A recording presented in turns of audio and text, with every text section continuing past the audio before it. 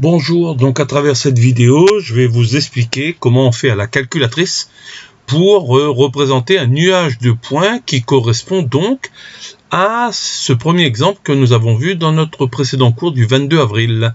Donc, nous allons rentrer xi et yi, xi et yi dans notre calculatrice en utilisant la touche Stat. Donc, on allume la calculatrice. On appuie sur Stat, donc on obtient cet écran-là, et là nous allons dans Éditer. Éditer, c'est pour créer les listes, d'accord? Je fais Entrer.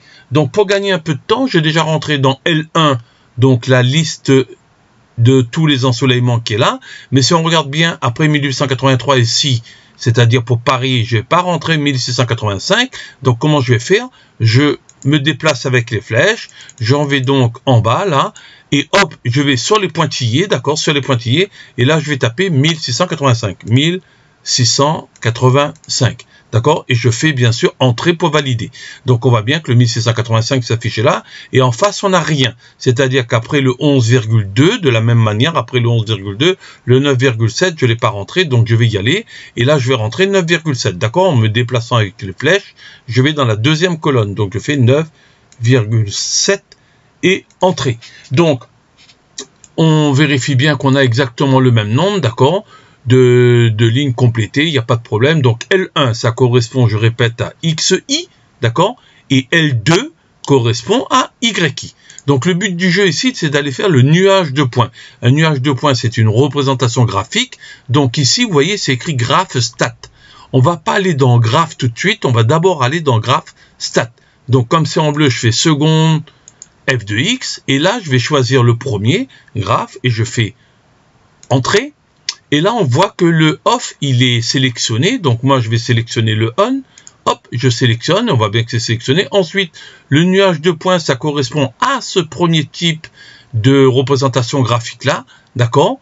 Hop, celui-là par exemple c'est l'histogramme qu'on avait vu en classe de seconde, hein, toujours, je rappelle. Donc à côté, donc je descends ensuite avec les flèches, une fois que j'ai sélectionné on, je sélectionne donc cette représentation graphique là, très bien.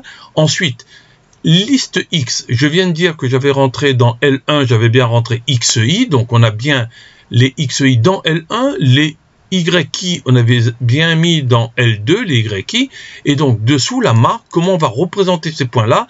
Je descends, et moi, pour représenter des points, au lieu de faire un petit carré qui est là, je vais faire le petit plus. Donc je sélectionne le plus, et je fais Entrer, d'accord. Ensuite, pour le graphe, une fois qu'on a sélectionné ces renseignements-là, on va faire graphe. Là, on regarde, il n'y a rien qui se passe, il y a un repère. Alors, comme on est en statistique, on va faire zoom stat. Donc, on va descendre et on va chercher le zoom stat qui est le numéro 9 ici sur ma calculatrice. Et je fais zoom stat. Et là, ce qu'on obtient, ça s'appelle un nuage de points. 1, 2, 3, 4, 5, 6 et 7.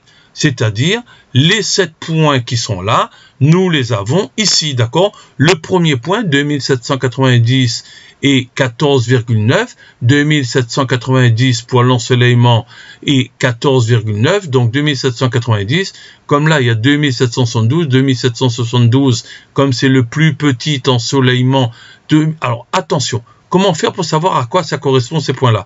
Faites attention, ici le plus petit ensoleillement que nous avons en tout, c'est 1574 pour Lille. Donc 1574, ça serait le premier point qui est là. D'accord? Donc les points qui ont été placés, le premier point ne correspond pas au premier du tableau qui est là. Il faut regarder à quoi. Comme ici, c'est 1574, c'est sur l'axe des X ici, d'accord? Donc on a bien 1574, c'est le premier. Et donc le dernier qui est là-haut, c'est le plus grand ensoleillement. Alors si je prends le dernier, ici, le dernier en bas à droite sur l'axe des X, donc le plus grand ensoleillement que nous avons, c'est 2790. Donc le 2790, c'est bien l'abscisse du dernier point, et ça devrait correspondre à 14,7 pour les Y.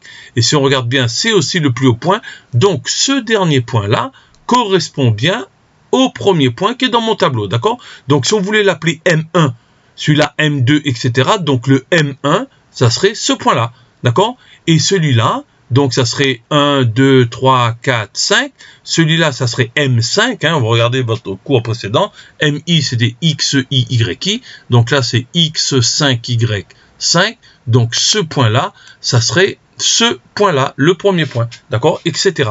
Donc, voilà le nuage de points, tout simplement. C'est pas plus compliqué que ça. Ceci, ce que vous voyez à l'écran, ça s'appelle un nuage de points. À bientôt pour une prochaine vidéo, ajustement à pin.